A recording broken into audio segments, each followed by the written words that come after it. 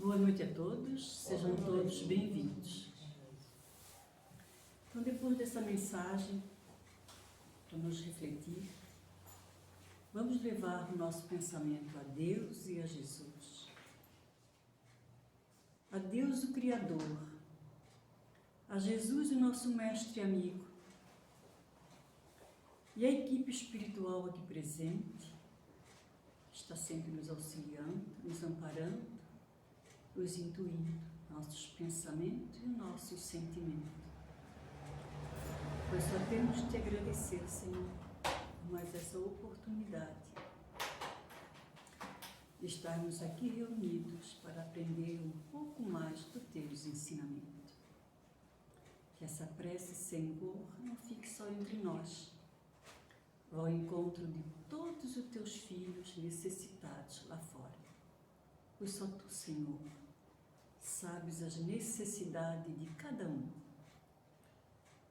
Pai nosso que estás no céu, santificado é o vosso nome. Venha a nós, Senhor, o teu reino. Seja feita a vossa vontade, na terra como no céu. Pão nosso de cada dia nos dai hoje. Perdoa nossas dívidas, assim como nós perdoamos os nossos devedores. Não nos deixe, Senhor, entregue às tentações, mas livrai-nos de todo mal. E é com essa prece que nós damos por aberto a palestra doutrinária da noite de hoje. Que Jesus nos abençoe. Quem vai nos trazer a mensagem da noite de hoje é a nossa amiga de muito tempo, né, Sônia? Sônia, do Centro Espírita André Luiz, que hoje ela vai nos trazer a mensagem. Que Deus te abençoe, meu irmão.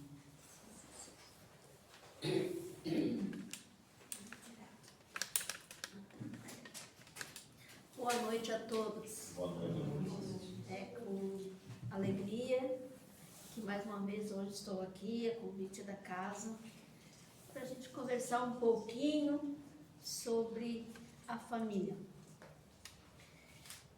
E para começar, no Livro dos Espíritos, na pergunta 775, Kardec pergunta: qual seria para a sociedade o resultado do relaxamento dos laços familiares? E aí, eis a resposta: a família é a base fundamental sobre a qual se ergue o imenso edifício da sociedade. Toda vez que a família se enfraquece, a sociedade experimenta conflitos, abalada nas suas estruturas. E quando fala ali o relaxamento dos laços familiares, uma recrudescência do egoísmo. Mas por que o egoísmo dentro da família? Nós somos família?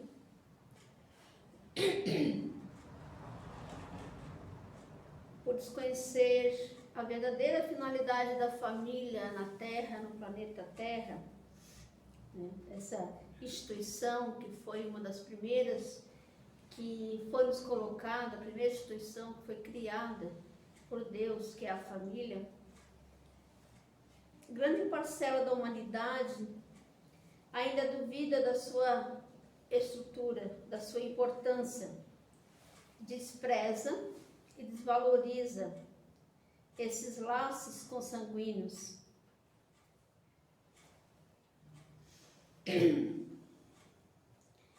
Por isso, hoje nós temos tantos conflitos dentro da família, porque não entendemos a real importância dela para nós, para a nossa evolução moral.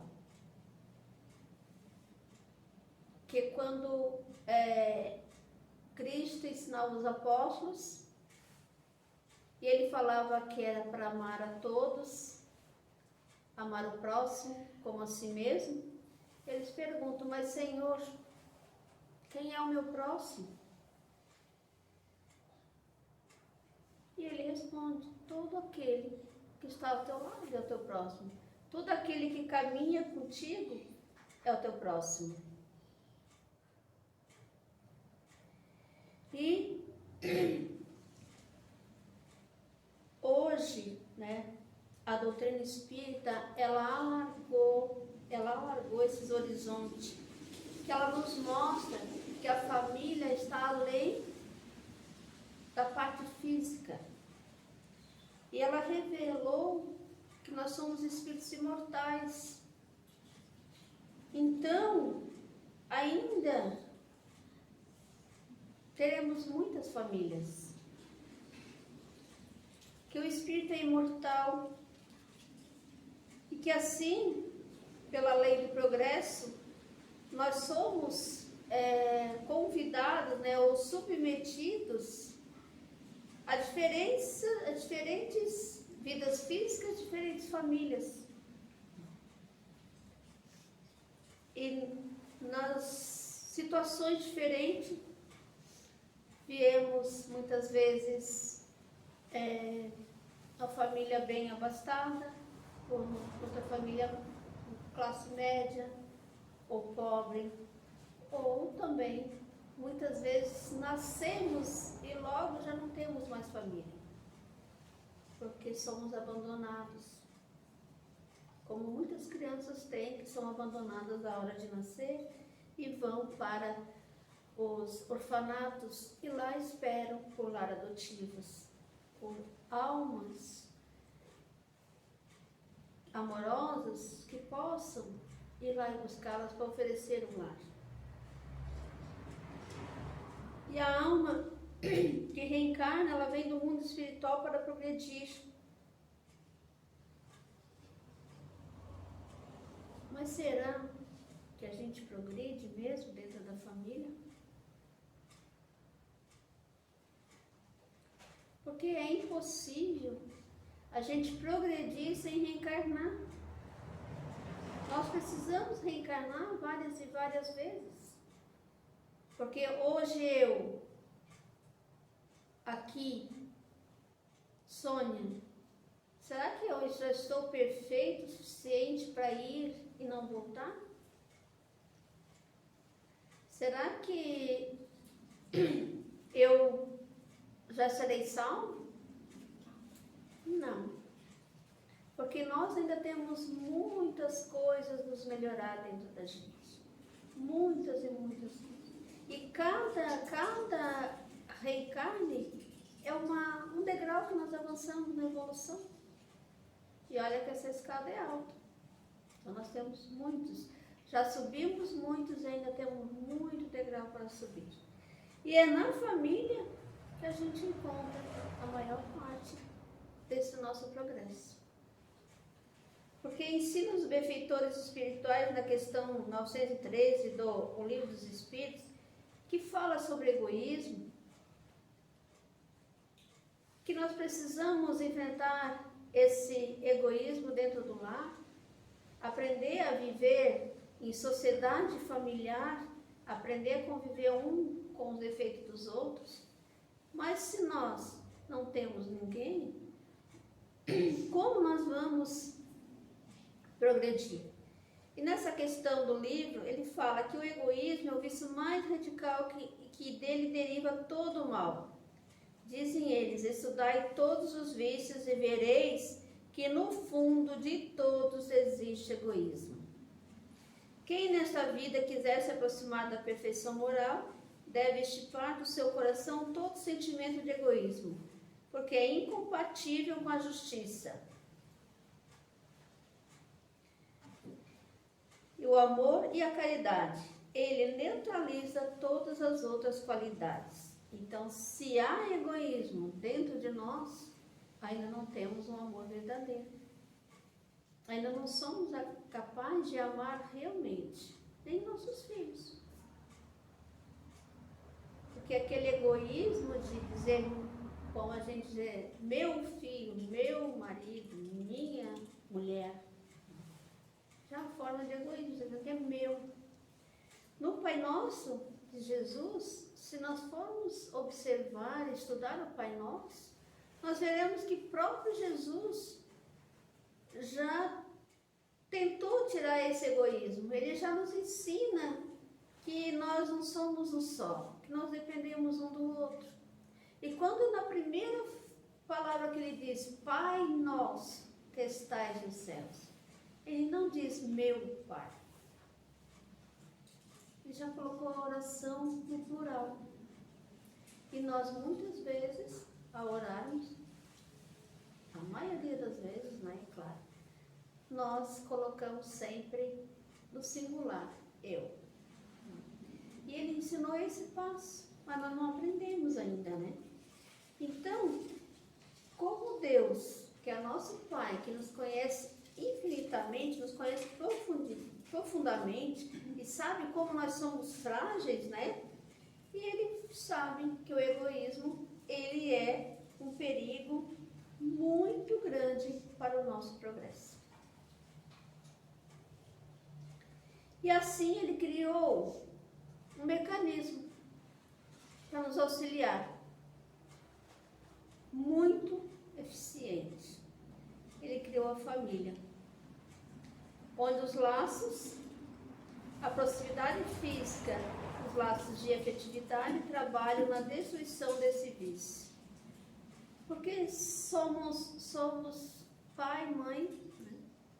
Se temos 3 ou 4 filhos, cada um é um espírito diferente. Cada um vem com seu eu dentro de si, com a sua personalidade. Então, só o fato de estar ali entre família já é uma grande prova na nossa vida. Porque sempre vamos ter preferência um pelo outro. Vamos nos afinizar ou mais com meu irmão, ou mais com a minha irmã, ou mais com meu pai, ou mais com a minha mãe. Ou estendendo a família, ou mais o meu primo, ou mais a minha prima, ou mais o meu tio, ou mais a minha tia. Muitas vezes encontramos uma verdadeira mãe na tia, na avó. Então, portanto, nós já chegamos neste planeta Terra devendo gratidão aos nossos pais biológicos, que é através deles que nós estamos aqui hoje. Se foi um bom pai, uma mãe, quem somos nós para condená-los? Mas olha só, só a maneira de eles nos aceitar como filhos, sabendo que nós estávamos vindo com todas as imperfeições, que nós íamos dar muito trabalho, eles mesmo assim nos aceitaram.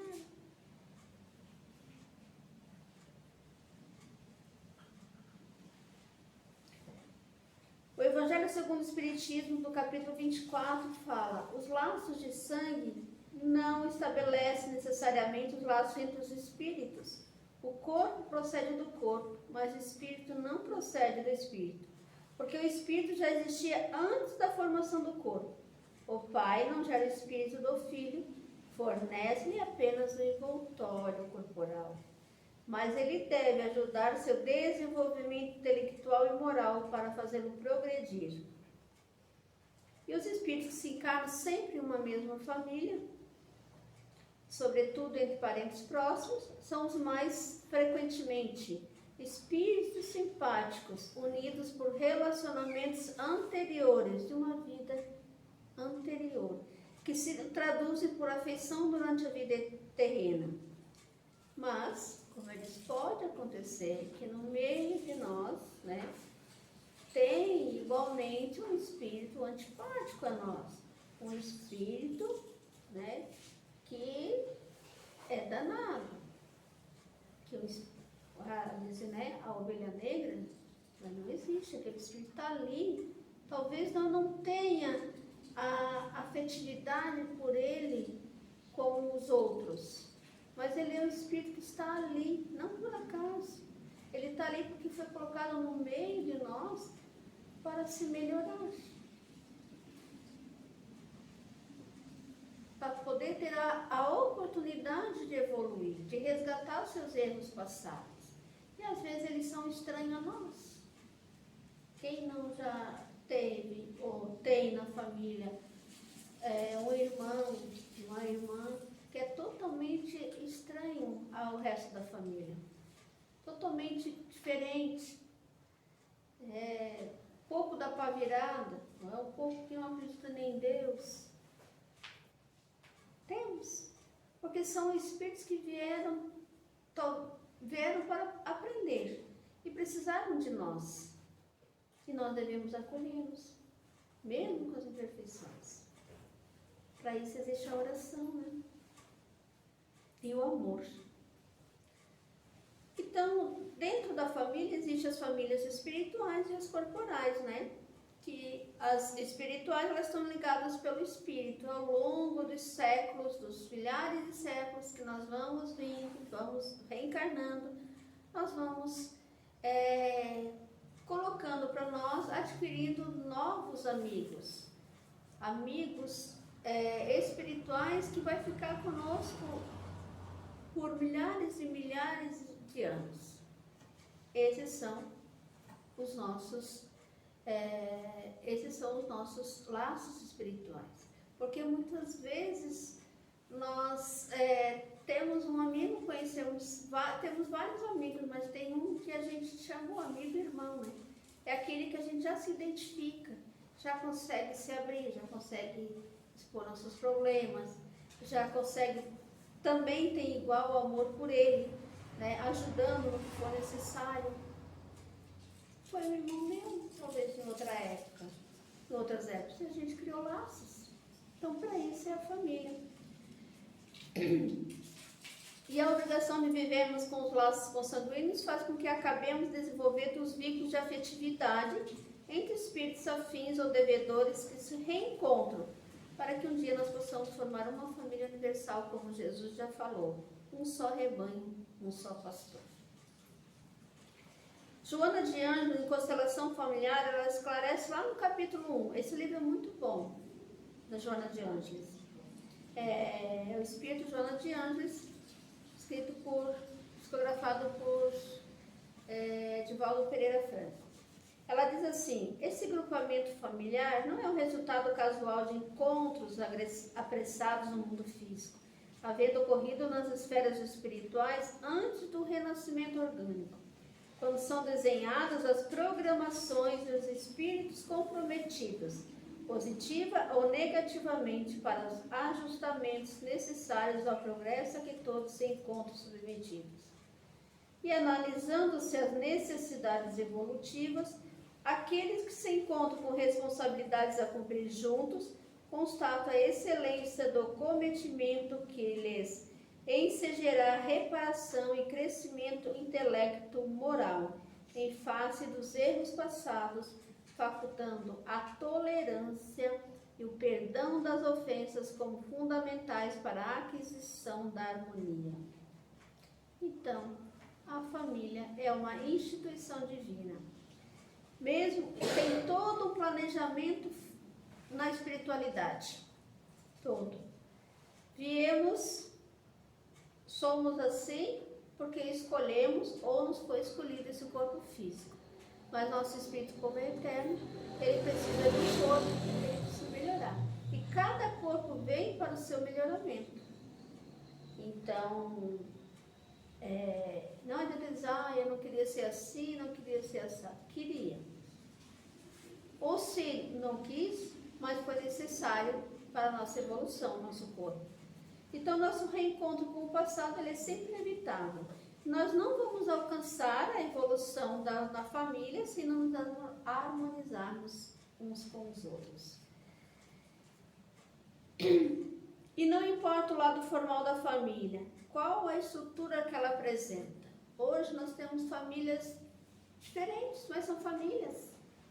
Hoje nós temos famílias compostas de pai e mãe, famílias compostas de duas mães, dois pais, ou somente uma mãe, ou somente um pai.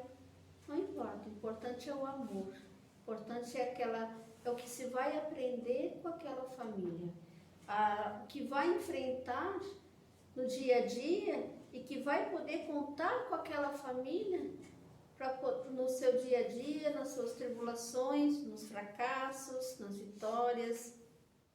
Então, não importa qual é o lado formal da família, o que é realmente importante é aproveitar a oportunidade de aprendizado. E Deus nos oferta através desse aprendizado, das convivências, que poderá ser de carinho, alegria com nossos afetos, ou de conquistas futuras com os afetos do momento. Os afetos de hoje serão nossos amores de amanhã. Esta é a grande proposta de Deus para restabelecer na Terra a família universal, a humanidade unida pelos laços do respeito e da fraternidade. Então, essa é a nossa família. É o meio que Deus criou para que a gente, como espírito, pudéssemos vivenciar e aprender aqui nessa terra a tolerância, a resignação, o perdão, o carinho, o amor, a paciência. E isso nos ajuda mais rapidamente, porque se não tivesse família, seria mais difícil. Como a família hoje está mais, ela está mais diversificada, ela está exigindo dessas famílias um esforço enorme, que são, muitas vezes, esforço, renúncia e dedicação. Paciência. Porque as pessoas não compreendem. Ainda tem aquela ideia pré-concebida, aquela ideia lá, em séculos passados, que a família é só pai, mãe e filhos. Homem, mulher e filhos. Mas hoje não. Olha como Deus é bom. Como Ele nos mostra vários tipos de família. Que o importante é o amor. E muitas dessas famílias ainda muitas vezes são bem mais estruturadas do que as famílias ditas normais. Tem mais amor, tem mais entendimento, tem mais compreensão. Enfrentam as barreiras, enfrentam os preconceitos. Se a gente for pensar e olhar lá atrás, bem lá atrás, a mulher deu um passo grande na evolução. A mulher, quando o homem deixava a mulher, a culpa era da mulher, dos que estavam. E era Deus nos acuda, né, Valda? E era mal falada. Hoje, a mulher faz o papel de homem dentro de casa. Quantas famílias estão se dissolvendo?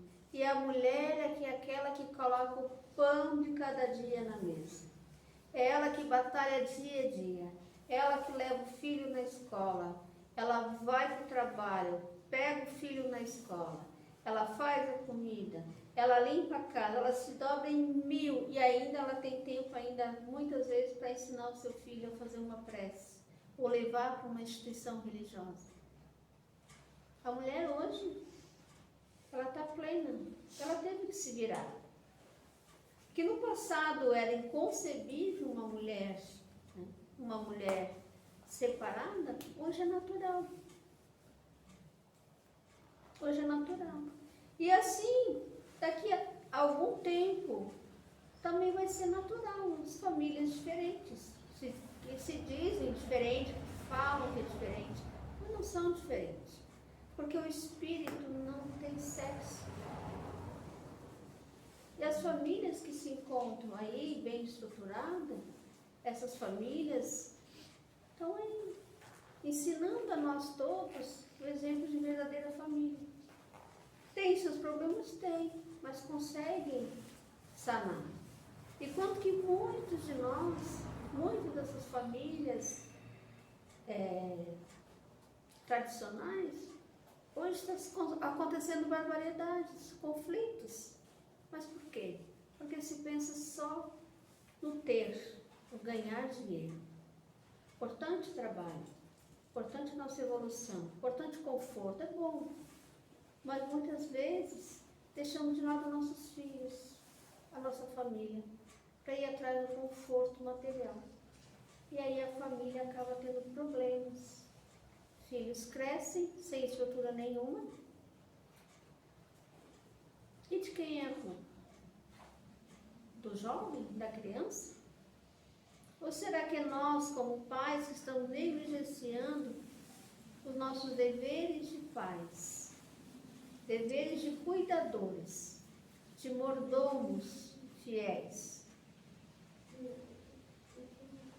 Por isso que há tantas brigas familiares, por isso que há tantas mortes familiares, infelizmente. Porque se pensa tudo motivado à ganância, ao egoísmo, de pensar só em si mesmo, que gera ganância de obter mais lucros sozinho e se livrar daqueles que ali estão, que podem atrapalhar, que são os pais. Esquecemos dos nossos filhos. Muitos desse planeta Terra deixaram seus filhos nas instituições, nas escolas e abandonaram. Porque o filho volta para casa e muitas vezes não tem nem atenção. O pai e a mãe estão no celular. Depois cobram que o filho está no celular. Eu sou evangelizadora de crianças e jovens. E jovens é um pouco mais complicado, né? Porque eles vão crescendo e eles vão tendo outras cabeças. Vai vindo aquilo que é do passado deles ainda. E eles entram em conflito. Aí eu pergunto, por que vocês ficam só no celular? Por que vocês não sentam, conversam com a mãe de vocês, com o pai de vocês? Mas eles que ficam no celular. A gente senta para conversar, ainda manda a gente ficar quieto e fica ali direto. A minha mãe chega do trabalho, vai deitar lá no quarto e fica no celular por horas. O meu pai vai para a televisão, vai assistir jogo, vai procurar lá na televisão, vai assistir jogo, ou está no celular, brincando no celular. E eu? Eles não perguntam como eu estou. Eles não perguntam se eu falo que eu não estou bem, que eu preciso de atendimento médico, psicólogo. Eles dizem que é bobagem da minha cabeça, vai passar. Eu também já fui jovem. Mas não entendem que o tempo passou. Não entendem que hoje a juventude é diferente. O tempo dos pais de hoje, os pais que vieram desde dos anos 60, 70, 50, 40, 30, é diferente do tempo dos jovens de hoje. Os jovens de hoje é bem diferente. É tudo muito rápido para eles. E está tudo muito confuso. Eles gritam por atenção. E aí é onde vem as brigas. Filho não entende pai não entende filho. Cada um lutando de um lado, puxando. É como aquele cabo de guerra, né? Então os filhos de um lado, os pais de outro puxando. Quem é que ganha? Por quê? O que está faltando nessa família? Mais amor? Mais atenção? Mais viver em família?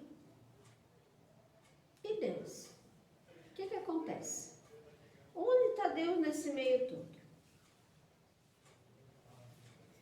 Não estamos desenvolvendo hoje em dia, não estamos desenvolvendo o amor entre família. Infelizmente. E a nossa tarefa mais importante é trabalhar a boa convivência da família. Porque na sociedade nós poderemos ser bons profissionais, ótimos executivos, grandes professores, oradores, pessoas de fama, de projeção social.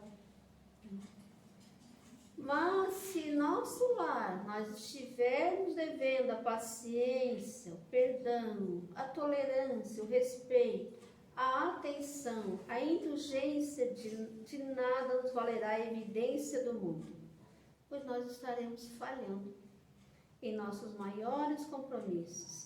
Nada disso é mais importante do que o sucesso nas nossas relações familiares. Sucesso lá fora ele é a mínima coisa.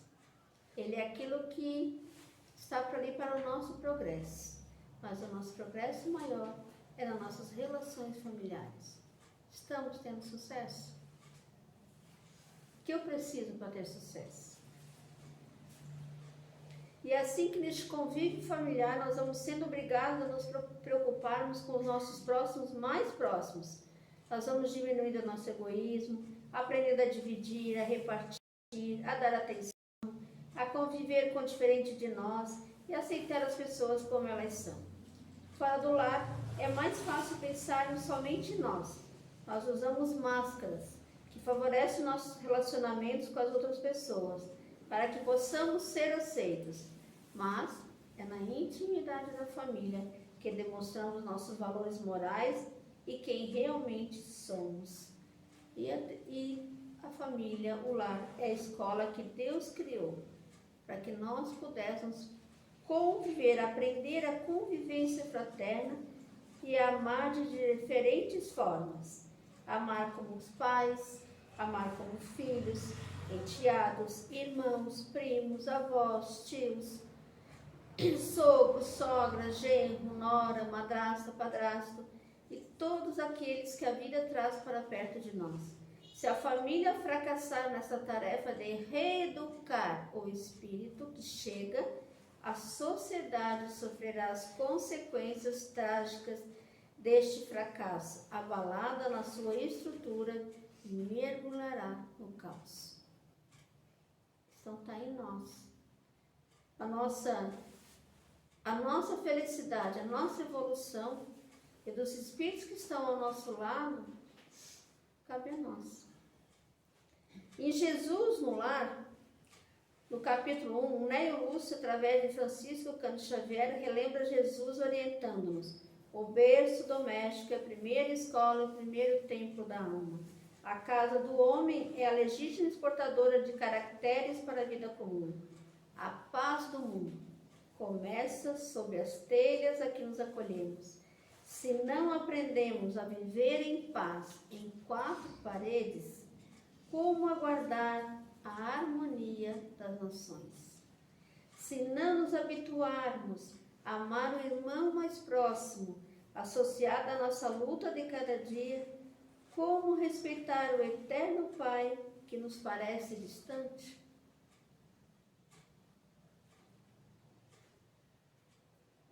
A família é a estrutura da sociedade, é a exportadora de homens e mulheres que formam a nossa sociedade, que constrói o nosso dia a dia. E a instituição divina irá sobreviver heroicamente aos golpes que lhe têm sido desferidos. Jamais desaparecerá da sociedade terrestre, sendo, portanto, urgente a sua valorização para que dentro dela eduque-se o homem renovado pela força poderosa do amor, que construirá a nova era, um mundo de regeneração. Diante dos desafios que nós vivenciamos no nosso convívio familiar, é imprescindível que nós busquemos a verdade e o amparo do Evangelho de Jesus, para que nós possamos perseverar e vencer os compromissos luminosos que elaboramos no mundo espiritual. Jesus, há mais de 2000 anos atrás, veio até nós, esteve numa família. A família, ele respeitava a família. Ele aprendeu com a mãe a ser honrado. Aprendeu as lidas diárias domésticas, varrer a casa, limpar, ajudar. Jesus, para mostrar como é uma família. Depois foi trabalhar com o pai como carpinteiro. E por muitos anos ele trabalhou como carpinteiro, sustentando a casa no lugar do pai, José, que já havia desencarnado. Olha só, Jesus nasceu humildemente numa estrebaria, numa família. Ele teve uma família. E ele mostrou como nós devemos ser na família. Que a família é um todo. Desde a criança, ela já deve aprender a também ajudar a organizar a casa. Guardar seus sapatos, guardar os seus brinquedos, guardar os seus materiais. É um dever dela, que nós devemos ensinar. E é o nosso dever ensiná-las. E elas são espíritos, um corpo de criança, mas são espíritos antigos. E elas se entendem se nós ensinarmos. Que uma família começa já dali, guardando o seu sapato, ajudando a arrumar uma mesa, ajudando a cair um papel no chão, juntar e pôr no lixo. Desde a criança pequenininha, desde o ano que ela começa a caminhar, nós já devemos ensiná-la a ser útil também dentro do lar. E que a família é isso. Não é só nos bons momentos. Não é só ficar a mãe servindo o filho, ou o marido, ou o pai servindo o filho. Mas é uma família trabalhando no todo, junto, em tudo. Isso é uma verdadeira família. E Jesus mostrou isso para nós. Tendo uma família e ajudando no dia a dia. Então, qual é o maior exemplo que nós temos de amar o nosso lar? De saber lidar com as diferenças? Foi Jesus. Desde o seu nascimento, desde quando ele ainda estava na programação, ele já estava nos ensinando a humildade. E que se nós queremos evoluir e queremos ser respeitados, nós precisamos respeitar e ajudar. Ele mostrou isso ao longo do tempo. E quando ele começou realmente a ensinar as coisas do Pai, ele já tinha passado por muitas coisas, já tinha ajudado. E olha o tempo que era do Jesus. Hoje ainda tem muito homem, infelizmente, que diz que não faz porque é serviço de mulher. Aonde foi o erro ali? Será que foi daqueles que educaram? Por isso que as jovens, por isso que as mulheres estão morrendo à toa, por isso que as jovens gritando com os pais, porque não aprenderam desde cedo a respeitar, a entender o que é um lar verdadeiro.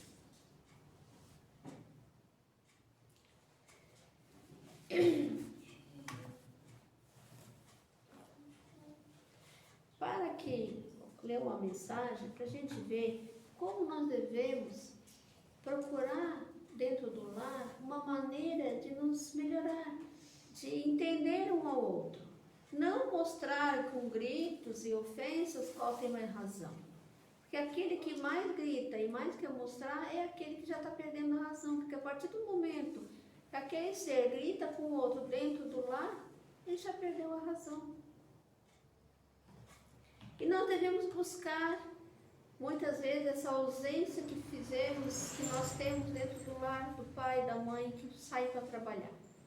Buscar maneiras de dizer, olha, eu vou para o meu trabalho, mas eu estou aqui. Se precisar, conta comigo. No livro Momento Espírita, do volume 2, a história começa assim, o nó do afeto. Em uma reunião de pais, numa escola da periferia, a diretora incentivava o apoio que os pais deviam dar aos filhos. Pedia-lhes também que se fizesse presentes o máximo de tempo possível. Ela entendia que, embora a maioria dos pais e mães daquela comunidade trabalhassem fora, deveria achar um tempinho para se dedicar aos filhos, tempinho para se entender com as crianças. E a diretora ficou surpresa quando um pai se levantou e explicou, com seu jeito humilde, que ele não tinha tempo para falar com o filho, nem de vê-lo durante a semana. Quando ele saía para trabalhar, era muito cedo, o filho ainda estava dormindo. E quando ele voltava do serviço, já era muito tarde, e o garoto também já não estava mais acordado. Aí, ele explicou ainda que ele tinha que trabalhar para prover o sustento da família. E ele ficava muito angustiado por não ter tempo para o filho. Isso deixava ele por demais angustiado. E ele tentava se redimir e todos os dias no quarto e beijar o filho. Todas as noites, quando ele chegava, ele ia beijar o filho. E para que o filho dele soubesse que ele esteve ali, ele achou uma maneira diferente. Ele dava um nó na ponta do lençol que o cobria. Isso acontecia todos os dias, religiosamente. Todas as noites, quando ele ia beijá-lo, aliás. Quando o filho acordava e via o nó, sabia através dele que o pai tinha estado ali e o havia beijado. O nó era o meio de comunicação entre eles durante a semana. Aí a diretora ficou muito emocionada com aquela história singela e emocionante. E ficou surpresa quando constatou que o filho desse pai era um dos melhores alunos da escola.